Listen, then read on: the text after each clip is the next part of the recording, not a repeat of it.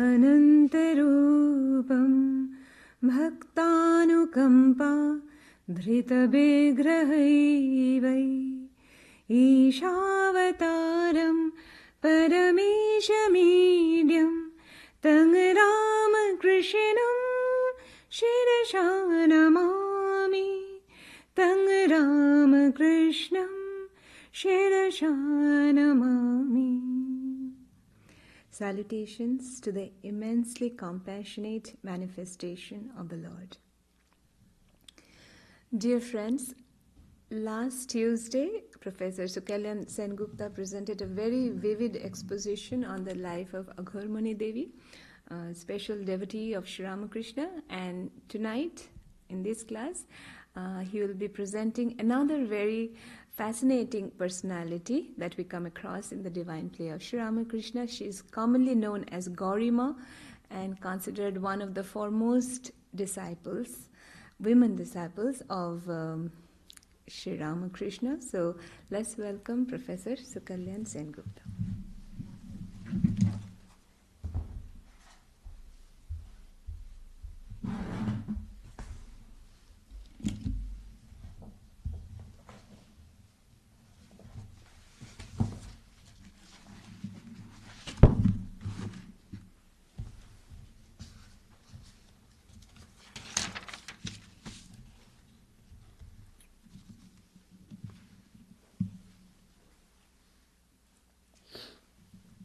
Thank you, Shravani.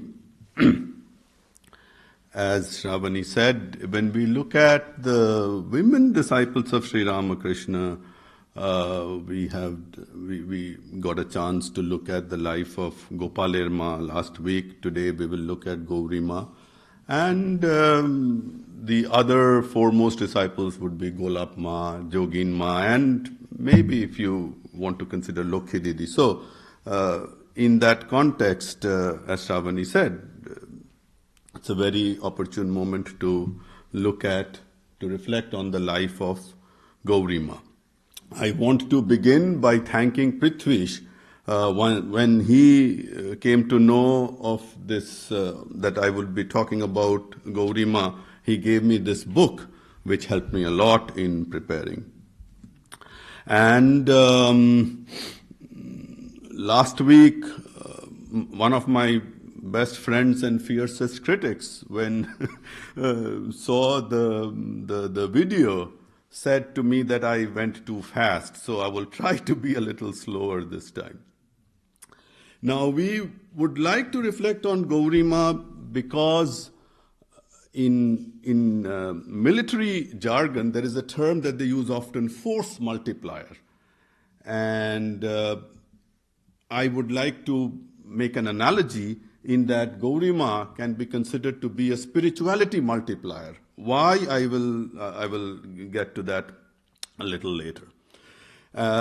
When we look at her life, let's just see what Swami Vivekananda has to say. In a letter, he says, "Where is Gaurima? We want 1,000 such mothers with that noble, stirring spirit, the power to inspire."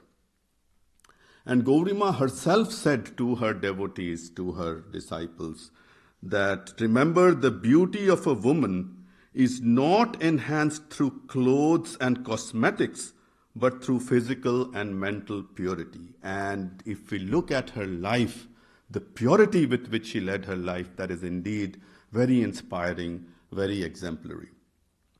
So as Shravani said, Gaurima goes by different names.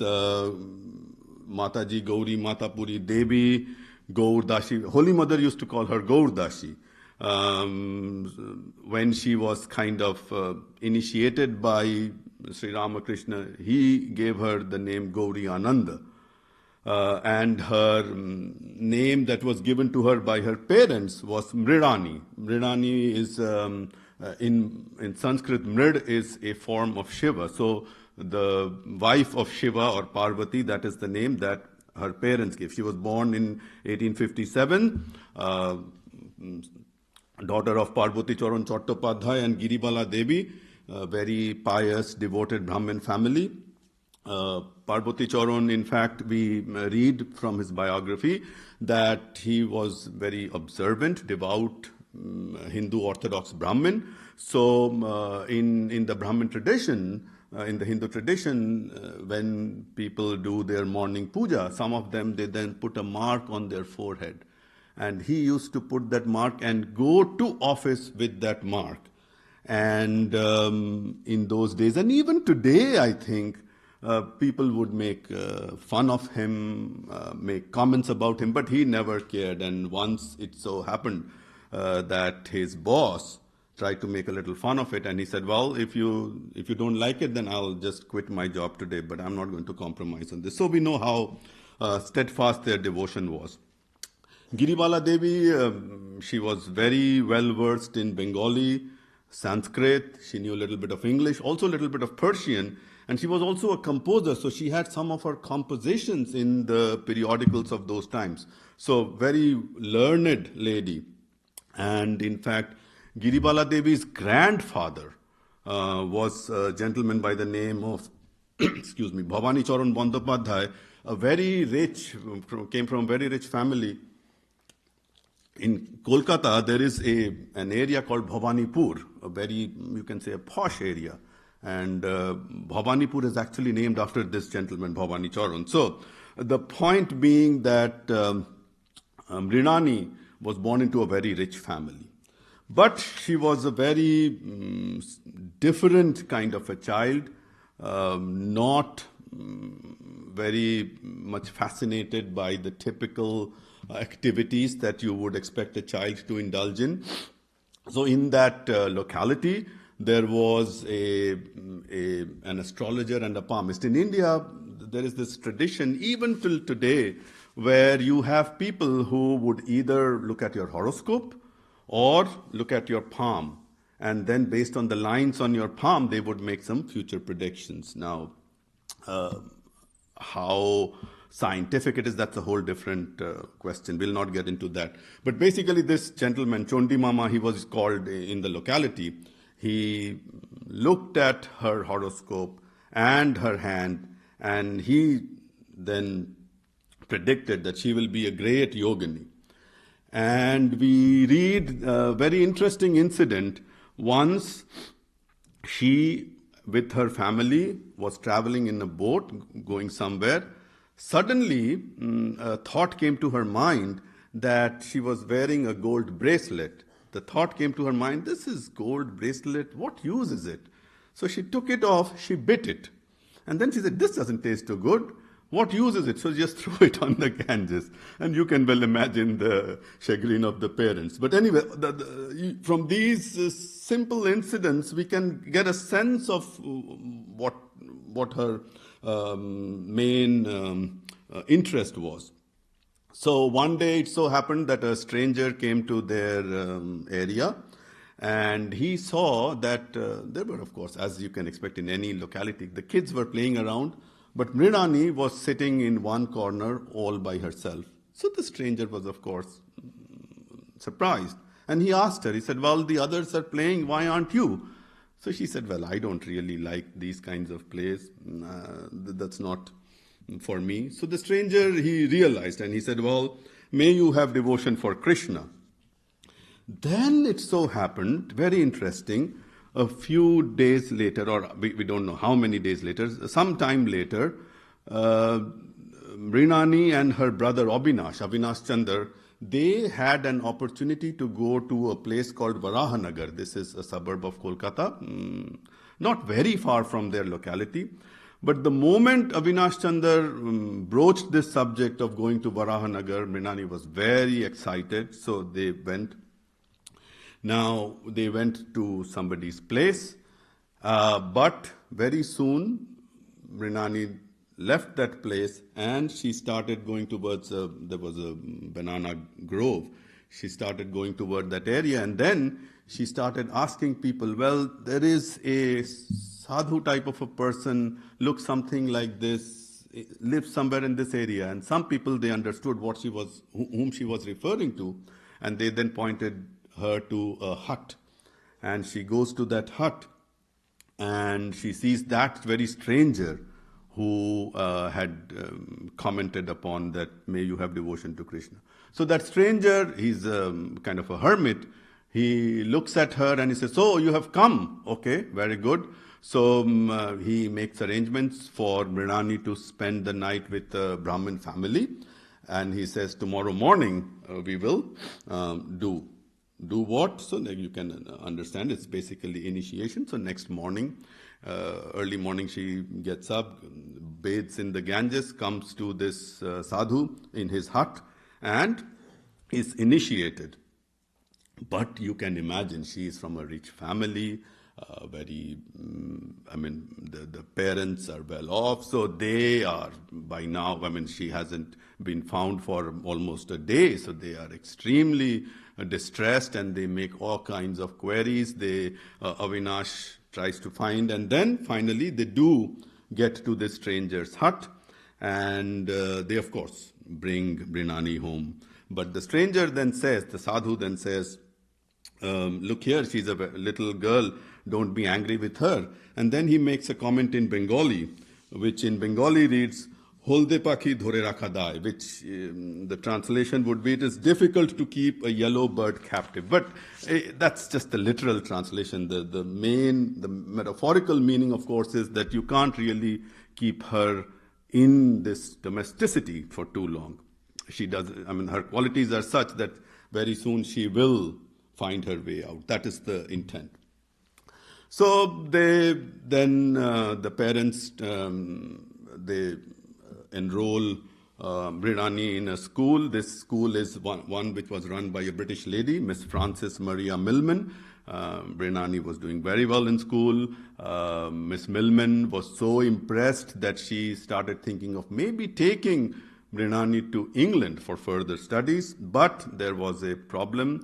The parents and Mrinani herself, they felt that this missionary activities of the school and the teacher were contrary to the Hindu thoughts and beliefs and ideals. So they took her out of that school and enrolled her in a Hindu school.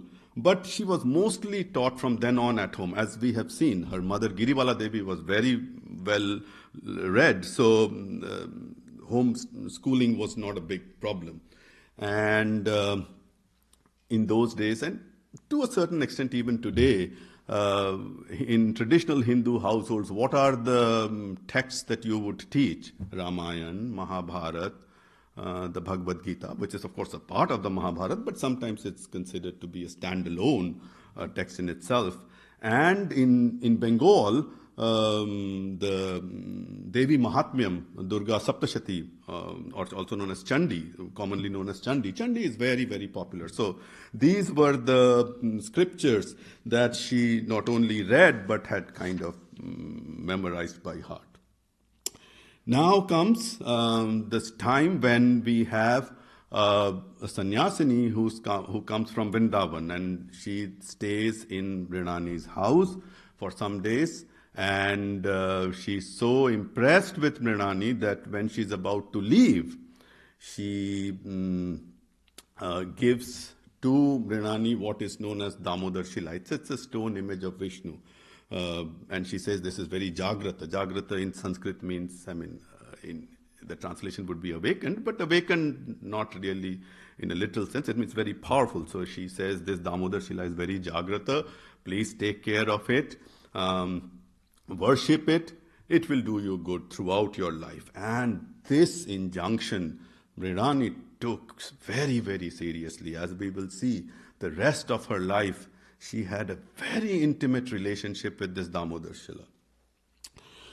So now she's about 13 years old, and again, as we saw last week, the Orthodox Hindu society was such that the parents and the society considered it high time for her marriage.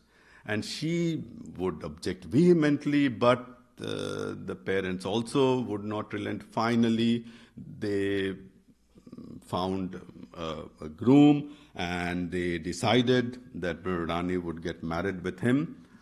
But now there was a problem. On the day of the marriage, Mrinani locked herself in a room with her Damodar Shila, and she would not come out, she would not answer. So people got very as you can imagine, the marriage is just about to happen, the ceremony, and she's not to be found. So they finally, her mother, Giribala Devi, she could enter the room, and to Giribala Devi she said, I'm not going to marry. And Giribala Devi understood that there's no point in trying to force Mrinani. So, but what she did was very crafty. She kind of took Mrinani out by the back door and arranged for her to stay in hiding, basically. So the marriage did not happen. Now, it's 5 years later, she is 18 years old. As you know, at the age of 18, one can vote and one can drive and all that. So now she's adult. And this starts her kind of, her Leela in a way, that the family goes to Ganga Sagar Mela in Bengal at the time of the Makar Sankranti. It's a very strong tradition of people going to the Ganga Sagar. Ganga Sagar is basically where the Ganges merges into the ocean. There's a big delta, and lots and lots of people go even today. So some people in the family went, and what she did was she just slipped out, and she hid herself for some time until she was sure that her family had left, and then she joined a group of sannyasis and sannyasins.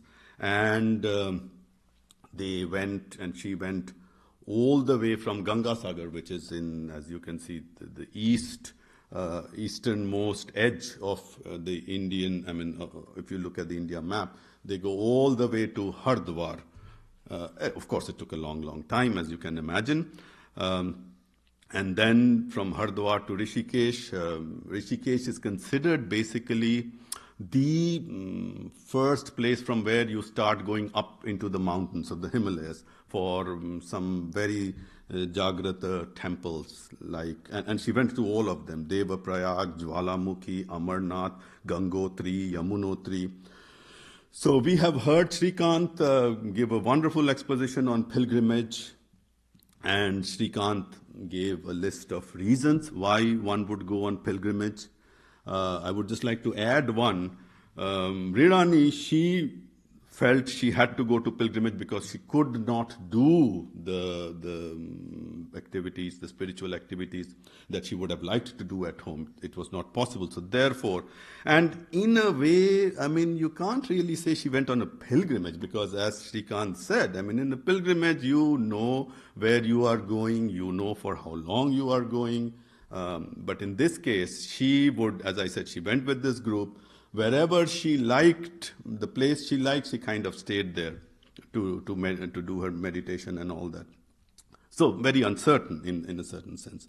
And as you can imagine, up in the Himalayas, getting food is not very easy. We know from Swami Turiyananda's account, Hari Maharaj, he also had this intense desire to be in the Himalayas for extended periods of time. In Hari Maharaj's case, we learn that he was at a village where the villagers don't stay in the village 12 months because it's not possible. When it's severe winter, there is nothing that they can grow or have. So they come down before the onslaught of winter. So in the case of Hari Maharaj, the villagers, they respect him and they know how true devotee he is.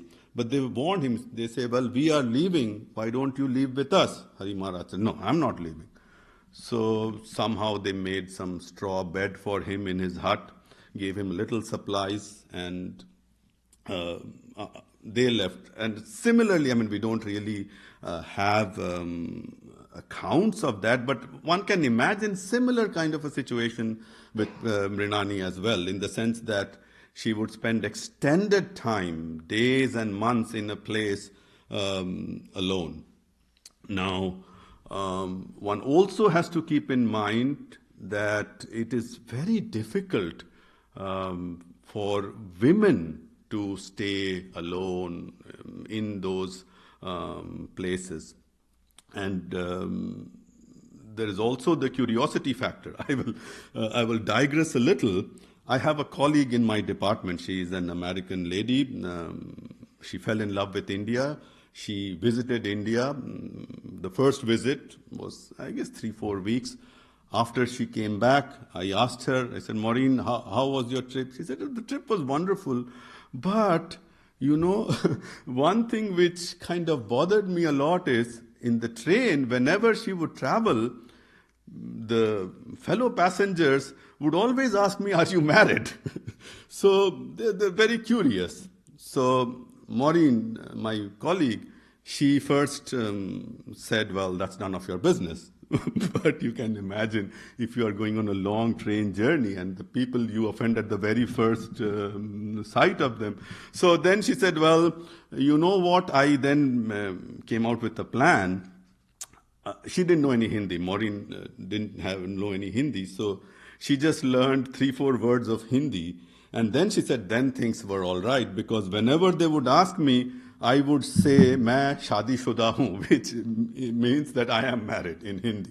And she said, well, after that, they never really bothered me anymore.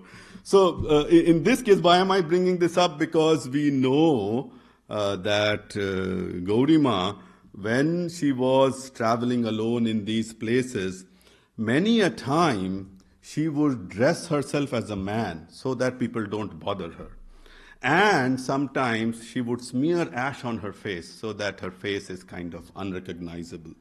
So the many additional things that one has to do if one is a woman, if you want to do spiritual practices with that intensity. Now, as we have seen, that she was given this Damodar Shila, so her love for Krishna is, of course, paramount. And in this pilgrimage, pilgrimage, one thing we are so fascinated by is that Gaurima perhaps was the disciple who traveled the most. She traveled all over India, north, south, east, west, central. And not just for a day or two or once, but multiple times over extended periods. So once she was in the western part of India, she was in what is known as the Ranchor temple, and she saw what she believed to be just a glimpse of this Krishna, just a glimpse, not a vision, just a glimpse.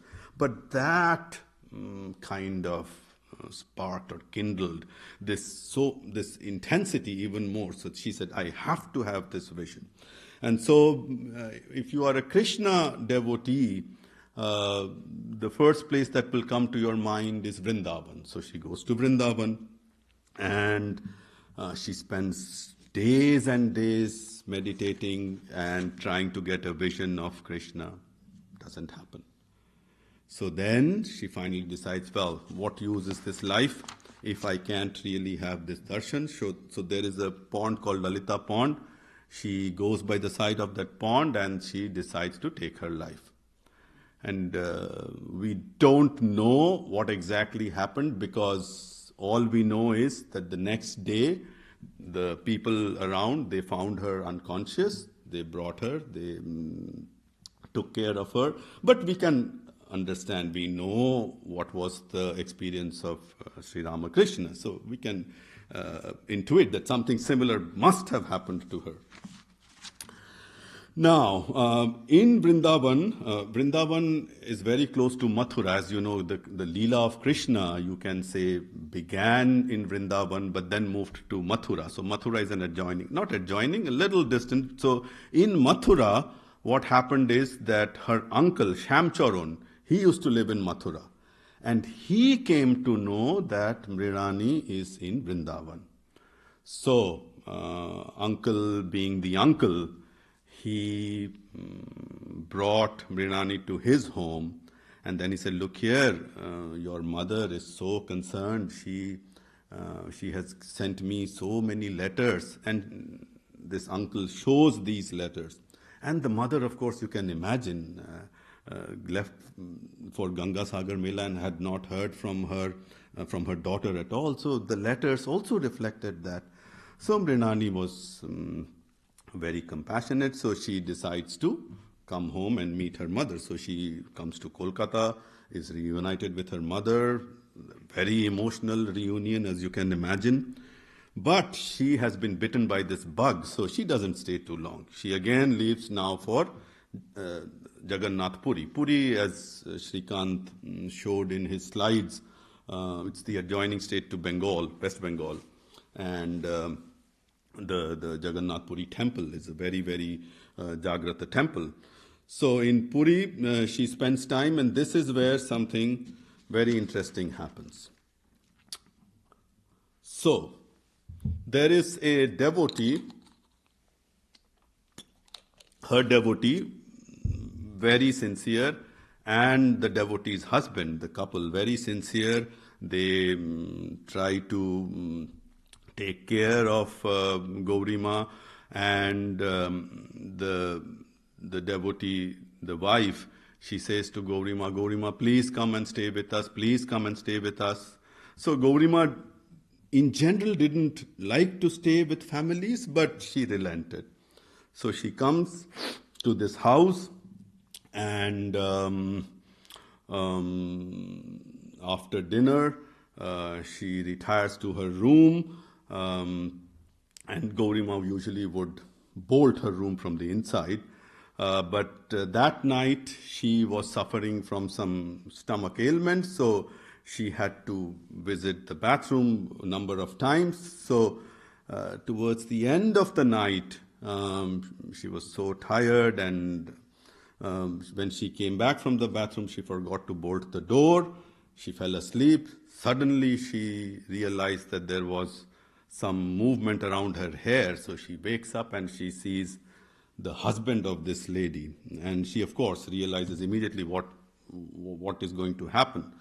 So she, because, as I said, she had been staying alone for so long in so many places, she always used to keep a knife under her pillow. So she takes out this knife, and the moment this gentleman or this guy sees the knife, he runs out of the room. She follows him. And by this time, you can imagine there is now a commotion. So as the man runs out of the house, the people in the neighborhood, they realize what's going on, so they catch hold of that man. But what is interesting is one of the accounts where the neighbors say they caught hold of this guy, but it is impossible to subdue Gaurima. Gaurima is so furious that she was almost, it's difficult to control her from stabbing this guy. So the point being that, of course, she is extremely sincere with her japam and meditation, but when the time is needed, she can also bring her fierce Rudrani form, as we call it. So it is in this time, during this stay in Orissa near Jagannath Puri in Bhuvaneshwar, that she meets a gentleman by the name of Radharaman Bose. Radharaman Bose happens to be well known to us because he's the father of Balaram Bose. And Radharaman Bose he was a very rich landlord. He had not only this beautiful big house in Kolkata, which we all know of, Sri Ramakrishna used to call it as his fort, but he had a house in Bhuvaneshwar, and he also had a house in Vrindavan. Kalababur Kunjo, very famous. many Sri Ramakrishna devotees, whenever they go to Vrindavan, that is the place they want to go to first, Kalababur Kunjo. So, Radharaman Bose, he is very impressed with Gaurima, and Gaurima also respects him as her father. And so, Radharaman Bose says, well, from now on, if you live in Bhuvaneshwar, you live in my house. If you live in Vrindavan, you live in Kalababur Kunjo. If you live in Kolkata, you live in my house in Kolkata. Because as we have seen, Gaurima didn't want to live in her her parents' place. So, 8 o'clock. All right. So now she comes back to Kolkata. This is 1882. She was born in 1857, as we have seen. So she is in Balaram Bose's house. And Balaram Bose would occasionally or more than once tell her that, Didi, let's go to Dakshineshwar. There is a saint there who is a remarkable saint. He gets into Muhur Samadhi. You would definitely like his company. But Gaurima, look at what her response is. The first couple of times, she says to Balaram Bosh, I have seen many monks in my life. I have no desire to see another. If your holy man has real power, then let him pull me. I'm not going to go myself, let him pull me. Then comes this most interesting part of the Leela. One day in Balaram Bosh's house, as we know, she has this intimate relationship with the Damodar Shila. So she bathed the Damodar Shila, then she dried him and was about to place him on the seat. When, what does she see? She sees 2 feet of a person, real feet, but nothing else, just the feet of a person. So she thinks she's having hallucination. She kind of tries to shirk it off. No, the feet are still there. So she says, maybe I may have made some error in my prayer or in my puja. So she takes the Damodar Shila, bathes him again, dries him again, brings him back. Again, that same problem. So by now, things have come to a stage where she has realized that it's not just a hallucination, it's much more than a hallucination. So realizing this, she falls on the floor unconscious. Now, in Balaram Bosh's house, people are looking for her. When they find that she's in her room not responding, they knock on her door, they find her unconscious, they don't know what's going on, they can't wake her up. So there's a lot of commotion. They finally call Balaram Bosh. Balaram Bosh comes. The moment he sees her, he knows what's going on. So then the next day, Gaurima wants to, she would leave early in the morning. She would leave the house early in the morning to bathe in the Ganges. So this day she wanted to leave the house even earlier. And then the gatekeeper, in India there is this tradition of chowkidars. They are not cops, or they are just very simple people who control access into and out of the house. So the gatekeeper sees that she is walking, but not towards the Ganges. So he becomes suspicious, and then he calls Balaram Bosh. Balaram Bosh says, Didi, what's the matter? And then from her face, Gaurima's face, he realizes that this is the ideal time. So he and Gaurima, they get into a carriage, they go to Dakshineshwar. And in Dakshineshwar, when they go to Sri Ramakrishna's room, Sri Ramakrishna, of course, asks, who is she? So Balaram Bosh says, well, she's my sister. So Thakur says, your sister? Your real sister? Balaram Bosh says, yeah, she's my sister. So Thakur, of course, had a very strange way of communicating. So he says, so that means, in the Hindu tradition, we have these castes. So Balaram Bosh was what we consider to be the Kayastha class. So Thakur says, and Thakur, of course, is Brahmin, as we all know. And Gaurima is also Brahmin. So Thakur says, oh, your sister, so she's also Kayastha? Now, when Thakur asks this question, Balaram Bosh cannot really. So he says, no, actually, she considers my father to be her father as well. So Thakur says, okay, so she's a Brahmin. Anyway, so then Thakur says, come again. And when Gaurima is now about to take leave and touch the feet of Thakur, what does she find? Those same feet that she saw in her shrine in Balaram Bosh's house. So she is now convinced, of course. Next day, she goes again. Thakur says, oh, you have come, I was thinking of you. So now Gaurima says, well, father, I did not know you were hidden here. I mean, had I known, we would have met many years ago. So then Thakur says, well, if you had met me earlier, would you have practiced so much austerity? So everything, of course, is preordained, or it's part of a bigger plan. And within a very short time, Thakur was so impressed by Gauri Ma's devotion and sincerity that he would tell others, this lady Gaurdashi, what wonderful devotion. She would say to Rakhal, she would say to other household devotees, so much so that Gauri Ma once said to Thakur, please don't praise me like that. I feel very embarrassed. Don't do that. But then Thakur said, well, you are a perfect soul, Gopi of Vrindavan. And at this time, Thakur then brings her to the Holy Mother. So brings her to Nahabad, and then, of course, Thakur never addressed Holy Mother directly. So he said, well, hello, you were looking for a companion? Look whom I have got for you. And that starts a wonderful friendship between Gauri Ma and Holy Mother. Gauri Ma born in 1857, Holy Mother in 1853, so they are kind of same age. Then we come to another of Thakur's teaching. This is a day in Dakshineshwar when Gauri Ma is picking flowers. And Thakur comes with a pot of water. And then he says, Gauri, let me pour water and you knead the mud. And Gauri Ma is confused. She says, Father, there is no clay here. How can I knead? This place is full of stone chips. And then Thakur says, my goodness, what was I trying to say and what did you understand? What I was trying to say, I meaning Thakur, is that the condition of women in this country is so poor and painful, you will have to work for them. And then Gauri Ma, as we know, she doesn't like staying in a big city. And so she says to Thakur, it is hard for me to get along with worldly people. I don't care for all the hustle and bustle.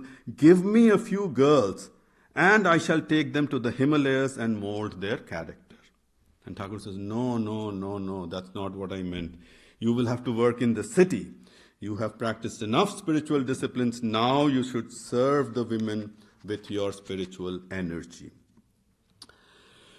Okay, 1808. All right. So then one day, Thakur, as you know, so mischievous. One day, he and Holy Mother and Gauri Ma, they are together. And Thakur says to Gauri Ma, Gaurdashi, whom do you love more? Me or Holy Mother? And Gauri Ma then recites a song. I will just read out in Bengali first. Rai hoite tumi boro nao he baka bongshidhari, loker bipod hole dake Madhusudan bole, tomar bipod hole pore banshite bolo Rai Kishori, which in translation would be, O flute player Krishna, you are never greater than Radha. When people are in trouble, they call you. But when you are in trouble, your flute sounds the name of Radha. So, a wonderful answer, as you can imagine. Thakur was very, very pleased. And let me recite one more very interesting incident. They are very good friends now, Holy Mother and Gauri Ma. One day they are in Dakshineshwar, they are taking a bath in the ghat, and then suddenly a crocodile comes up. And Holy Mother is extremely nervous now and panicky and afraid, and she jumps out of the ghat into the steps. And so Gauri Ma says, well, no, Mother, don't be so afraid. The crocodile actually came to worship your feet. So she is making a fun, and Holy Mother isn't at all pleased. She says, Gaurdashi, you may say whatever you want, but I was scared to death. And then Gauri Ma says, death? Why do you have it? You are the embodiment of fearlessness. How can you have fear? So, very funny incident. But, I mean, we would expect this Leela to continue in Dakshineshwar, but for some strange reason, Gauri Ma again believes that she has to do much more austerities. So she leaves Dakshineshwar and goes to Vrindavan. And now we are approaching 1886, August 16th, as you know, the Mahasamadhi day of Thakur.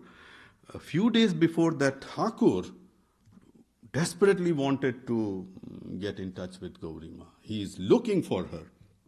And Thakur says, these are Thakur words, she was so very close to me for such a long time, but now she won't see me anymore. I have a deep feeling for her. Balaram Boshu is trying to somehow find out where she is, but is unsuccessful. So after Thakur's Mahasamadhi, as we know, Holy Mother was extremely, bereaved, and so they meaning the monks, they decide to take her on a pilgrimage. So Holy Mother, Lakshmi, M's wife Nikunjo Devi, Golapma, and Swamis Yogananda, Abhedananda, and Adbhutananda, they all go out on a pilgrimage. So they travel many places, they come to Vrindavan, and one day in Vrindavan, Swami Yogananda, Jogin Maharaj, he sees Gaurima in complete meditation. So he doesn't disturb her.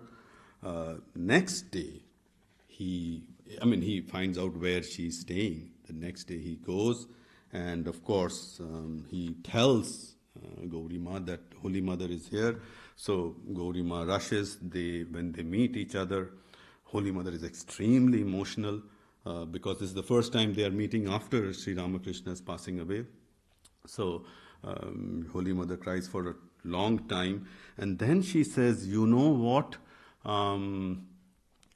after Thakur's passing away, I was about to, in Bengal and in the Hindu tradition, what happens is when her husband passes away, the woman, they take out their special kind of a bracelet and they break it. And Holy Mother was about to do it when Sri Ramakrishna appeared.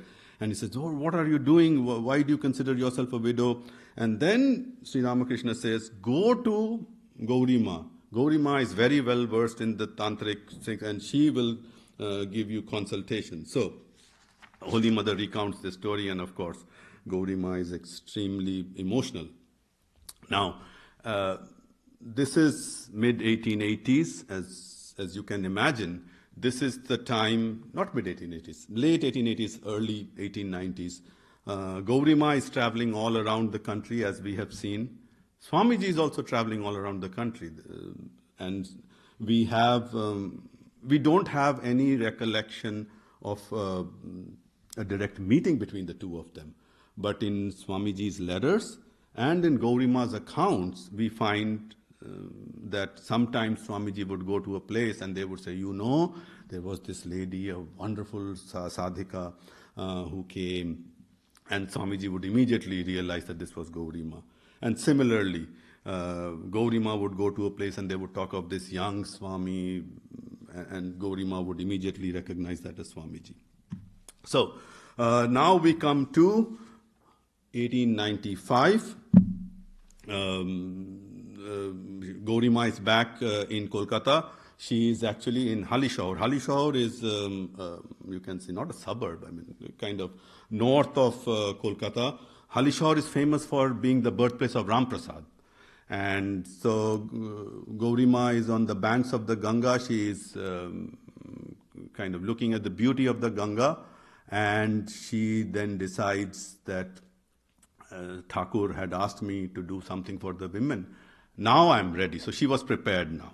At that time, the boatman who was having his boat on Ganga, he said, Mother, if you like the Ganga here so much, then you should go to the Kapaleshwar near Barakpur. Barakpur is very close to Halishaur. I have no doubt you will like that place even more. And so it so happens that in 1895, Gaurima founds this ashram in Barakpur. It's called the Saradeshwari Ashram or Sharodeshwari Ashram in Bengali. And this is for upliftment of the women folk. Let's look at the aims and objectives. It says the aims and objectives of the Sharodeshwari Ashram will now be described. They are, number 1, spreading of education among women according to the ideas and ideals of Hindu religion and society. Number 2, inculcating the highest ideals of life amongst women and to assist them in their endeavor to live up to such ideals. Number 3, organizing a devoted band of trained and dedicated women workers to achieve the above objectives. And number 4, providing shelter for girls and widows who are in indigent circumstances. So you can imagine founding and running an ashram like that, how difficult it would be, because even though Gauri Ma came from a very rich family, she didn't take any money from her family, so she did everything on her own. And the accounts of the early days of that ashram are really amazing. Gauri Ma would literally go from door to door begging for food. So we have this wonderful incident. She goes to a house and the lady of the house comes out and she says, Mother, to that lady, she says, Mother, could you give me a few alms? There are many girls I have to feed and today there is no food in the house. So this lady, she gives something. And then when Gauri Ma leaves, this lady has a little doubt. She says, this woman, she doesn't look like a beggar. She is begging, of course, but she doesn't look like. So she asks her son, she says, could you just follow her and just see who she is? So the son is following her, discreetly, of course. And then Gauri Ma, as she is walking, from the other side, a horse carriage comes and there's a very famous gentleman in that carriage. And the moment he sees Gauri Ma, he stops the carriage, gets down, touches her feet. So the son now is confused that this beggar, now people are touching her feet, this guy getting down from the horse carriage. So again, he follows to Gauri Ma's ashram and then he comes back home and he says, Mother, this is that lady who has this Sharodeshwari ashram. And the lady is now so repentant that I kind of mistreated you. I didn't know who you were. So please excuse me, Mother. And Gauri Ma, of course, says, no. How would you know? I'm actually a beggar. So then we come to another very interesting. So as you can imagine, if you want to run an ashram like this, fundraising or getting the money is perhaps the biggest challenge. So we read this account. One day, a lady visitor comes and to the girls who were sitting there, she says, could you show me where Gauri Ma's room is? So they say, well, who are you? So this lady says, well, Holy Mother has sent me. And Holy Mother has also told me that if you meet Gauri Ma, you will get a peace of mind. So, of course, they escort her to Gauri Ma's room. Gauri Ma and they chat. We don't know what they chatted about. The lady comes out of Gauri Ma's room. And then these girls who are kind of sitting outside, they say, well, please come again. Please be in touch. And the lady says, okay, yeah, I will write to you. You also write to me. So then they say, well, if we write to you, we need your address. What is your address? So she says, just write Sarojbala Devi, Gauripur, Assam. Now, you can imagine if you write John Doe, Providence, Rhode Island letter, how would it reach? Then they realize that this lady is no ordinary lady. She's the Maharani of Gauripur. And this Maharani then sends them this huge check of 10,000 rupees. So sometimes we get such kind of by providence. Then another such incident, this is with Sharad Bose. Sharad Bose is a very important member of the Bose family, Netaji Subhash Chandra Bose family. So Sharad Bose, he goes to see Gauri Ma, and then usually Gauri Ma's modus operandi was that when she would meet a person for the first time, she would not talk about money. She would talk about spirituality and dedication and devotion, and only after, and that is very standard fundraising tactic. If you read literature on fundraising, they always say, don't mention about funds the very first time. But with Sharad Bose, Gaurima, the moment she sees Sharad Bose, she says, well, you know, Baba, my son, do you know, I have so many of these women to take care of. You have to take a responsibility for 2 such women. Very first sentence. And Sharad Bose immediately agrees. And these ladies, then they say, Gaurima, why did you do that? Why did you just start the conversation with this talk of money? She says, well, I don't know. I mean, it just came to my mind, but why not? So anyway, right. Okay, so let me just give you one more incident of Gaurima with Holy Mother, because that's perhaps the best part of the Leela.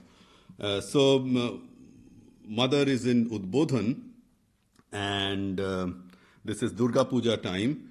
So Durga Puja is being celebrated, and at that time, and this is a tradition which is followed even to today. Many people during Durga Puja time in their house, they read the Chandi. Chandi, as you know, Durga Saptashati, so it has 700 verses. So they read the entire Chandi. So Gaurima read this Chandi in front of Holy Mother, and she considered this to be a great achievement on her part. So after that, she says to Holy Mother, Mother, having read Chandi in the living presence of Chandi herself, I complete today my study of the Chandi. After this, my study of Chandi during the Durga Pujas will not be compulsory, but determined by your will.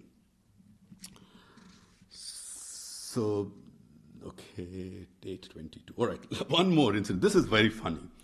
Holy Mother is in Joyrambati. And Joyrambati, as you know, is a village, and Holy Mother's house is kind of a hut, a little more than a hut. It's evening time. There are some people who are sitting in the courtyard. Suddenly, they see a man getting into the Holy Mother's room. And you can imagine, Holy Mother, as we all know, was so shy that there was big commotion. What's this man in the late evening getting into Holy Mother's room? And then we find that when Holy Mother is also now a little distressed at seeing this man, then she realizes that it is none other than Gaurima, who had dressed herself as a man. So Holy Mother says, oh, Gauridashi, even I could not recognize you. All right, so now, because Gaurima had this Sharadeshwari ashram in Kolkata. Now, okay, I forgot to mention, in 1911, Gaurima realized that this ashram in Barakpur was doing okay, but she had to move to Kolkata because all her patrons were in Kolkata, and the need was much greater in Kolkata, so she had to relocate to Kolkata. So in 1911, she bought a piece of land, she moved there, but by the 1920s, this Sharadeshwari ashram and Gaurima, they had become so famous that Gaurima, met many important people. So one of them being a meeting with Chittaranjan Das and Gandhiji. So Gandhiji, Chittaranjan Das and Gaurima are in the room, and Gaurima, because we have seen she had traveled so extensively throughout India, and especially in northern India, she could speak fluent Hindi, which was not something that many of Thakur's other disciples could do. So Gandhiji, the first thing he is impressed with is Gaurima's Hindi. And then Gandhiji asks her, well, what do you think how we should work? And then Gaurima talks about the Bhagavad Gita, the Nishkam Karma. And she says, serve man as God. I mean, the very famous Jibo Sheba, Shivo Sheba, the one that we hear again and again. And this is what Swamiji and Sri Ramakrishna said again and again, serve man as God. And Gandhiji, of course, is extremely impressed with that. So, this wonderful incident. Now, I think I should wrap up. All right, let me just give you a little flavor of Gaurima's boldness. So, one day it so happens that Gaurima is walking, and then suddenly she sees that there's a pond, and a young girl somehow slips into the pond and she's drowning. So she's crying, help, help. So Gaurima also says, well, somebody please help, but nobody comes forward to help. Gaurima jumps into the water. Okay? The problem is Gaurima doesn't know how to swim. But, as you can imagine, seeing Gaurima jumping into the water, now some people also jump into the water and they save both the girl and Gaurima. And then Gaurima's disciples, they say, Mother, you don't even know how to swim. Why did you jump? He said, well, this girl needed help. So I had no other recourse but to jump into the water. So another day, Gaurima is in the ashram, and she is giving instructions to the women. Suddenly there's a big kind of commotion outside. So Gaurima steps out, and for some time she's not found anywhere. After some time she comes back. Now there's a big crowd that has assembled, and she's kind of dragging a person. And people are, of course, very curious. What's going on, Gaurima? She says, well, this guy is so brutal to his wife. So I just got hold of him and took him to the police station. So just imagine how bold she was. But Gaurima's one thing which we read again and again is this Charodeshwari ashram. You can imagine how challenging it was to run such an organization. And fundraising, administration, this, that. But no matter what her day was, how her day was, in the evening, when she would go into her room to be with her Damodar Shila, nobody could disturb her. And she had given express instructions that never bother me if I'm in that room. So, her, as I said, the association with the Shila, that was constant. Now we come to close the Anta Leela. This is 1938. This is, you can say, mid-February. She knows that her time is limited. So people, they try to ask her all kinds of questions, and she's starting to kind of withdraw herself. So one day she says, don't talk to me about the world anymore. Talk only about the Master, so that I will get joy and you will get blessedness. So she wants to talk of nothing but the Master. February 28, 1938, this is the Shivaratri day. She says, the Master is pulling the strings. It's kind of a metaphorical language. So she knows her time is very much toward the end. Her disciples, they put her in a silk sari and a shawl. They put a flower garland to her. The next day, March 1st, 1938, she hands over this Damodar Shila to Durga Devi. Her niece, she had a niece who lost her mother at the age of 1. So that niece, she took care. And she took care, not only did she raise her niece, she raised her very much in a pious atmosphere. So much so that we read that until the age of 5, this niece survived only on fruits and milk. So she was basically grooming her to be her successor. So March 1st, 1938, she hands over the Damodar Shila to Durga Devi, and then it's evening. People have now assembled around her. She says, Guru Sri Ramakrishna, Guru Sri Ramakrishna 3 times, and then she starts silently doing her mantra at 8:15 p.m. March 1st, 1938, she passes away. She is cremated in the Kashipur cremation ground. Kashipur cremation ground, as we heard from Prithvish, is the same ground where Thakur and M were also cremated. So, and Durga Ma takes over this Sharadeshwari ashram. The ashram continues even today, and there is a website. If you want more details, you can see its activities. Very much the same set of activities that we have seen during her lifetime. So, the curtain has fallen now, but for us, let us pray that we can have even an iota of Gauri Ma's sincerity and intensity, spiritual intensity. Thank you. Let us meditate for 30 seconds, and then if you have questions, I'll try to answer.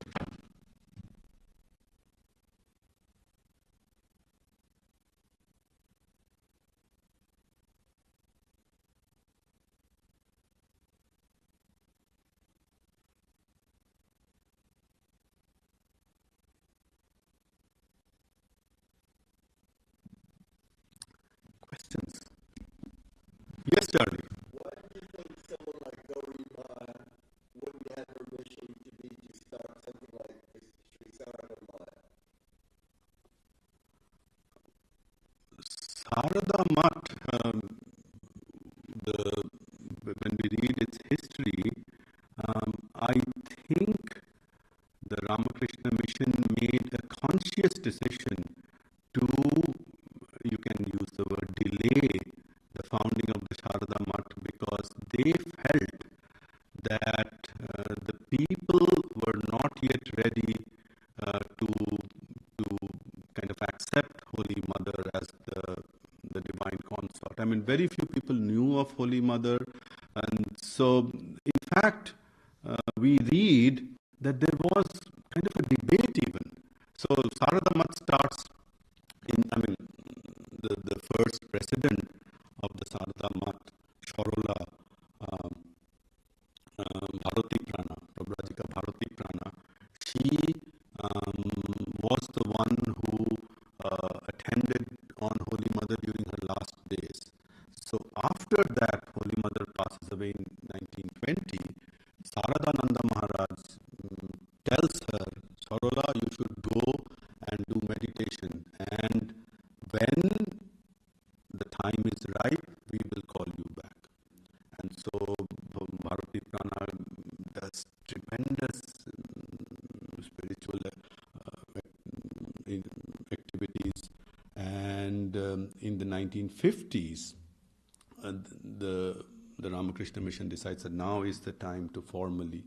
So Sharada Mat is little different in the sense that there they train nuns who then go on to do all kinds of activities like education and healthcare and flood relief and things like that. This is a little different in the sense it has two, you can say, divisions. One division is for the women who stay there 24/7, their spiritual upbringing. And that, you can say, is closely tied to the Sarada Mat. But then there is this other part where children, women, ladies, they come during the day for education or for learning handicrafts and things like that. So that, some of it is still done in the Sarada Mats, but that's not the charter really. Yes, Srikanth? What is the building in that image? This building? This is the Sharadeshwari Ashram. I'm so sorry, I forgot it. This is in what is known as the Hemantog. This is North Calcutta, very close to Shambazar. So, I don't know, did you go to Shambazar when you went to Kolkata? Okay, so in North Kolkata, we have a few major landmarks. There is this street called Bidhan Sharoni, and one end of it, the eastern end of it, is what is known as Tontonia Kalibadi, the Kalibadi where M would go very often. And M's house, the Morton School, they are very close to this Tontonia. The other end of it is what we call in Bengali Shambazar Panch Matha Mode. That means 5 roads, they converge, and there is a statue of Netaji. And if you go a little north, I don't know, maybe 5-minute walk, 1/3 of a mile, little north of that, that's where this ashram is. And the ashram actually started much humbler today. They bought the adjoining land, so this is how it looks today.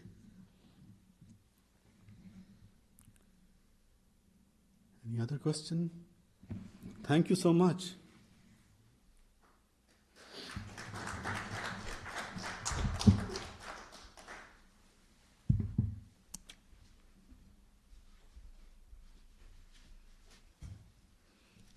Thank you, Professor Sengupta, for another very engaging talk, and it was so informative and again brought to life a personality who is so dynamic spiritually. And as he said, she was not just a dynamic spiritual aspirant and sadhika, as we say, but also a great spiritual teacher. And let's pray that may the blessings of Gaurima be on us always in our spiritual journey. I just wanted to make a quick addition to Charlie's question. Actually, when Swami Vivekananda was envisioning a mutt for women, he, in his letters, he always used to mention that someone like Gaurima should be, should be part of that mission, that women's month. But for different reasons, as we heard today, this ashrama started much sooner, and then it was in a different track, so finally it did not happen. But Swami Vivekananda always wanted Gaurima to be an inspiration for Indian women and monastic life. And with today's talk, this is also the last special lecture series on Tuesdays. This coming Tuesday, Swami Yogatmanandaji, who is returning on this Monday from India, finally, he is going to start a new series of talks, and it's on selections from the divine play of Sri Ramakrishna, which was originally written in Bengali by Swami Sardananda, and we'll be following the translation by Swami Chetanananda. So that's beginning from this coming Tuesday. And this Friday, there will be a special video shown on the life and teachings of Ramana Maharshi, another great spiritual giant, if we may say so. This Sunday, November 12th, Donna Moore is going to give the Sunday service talk. The title is Facing Final Moments. And with that, we can conclude. And of course, the spiritual retreat is coming up on December 2nd, for which you have to register day long. It's given by Swami Yogatmananda. The theme is Learning to Breathe.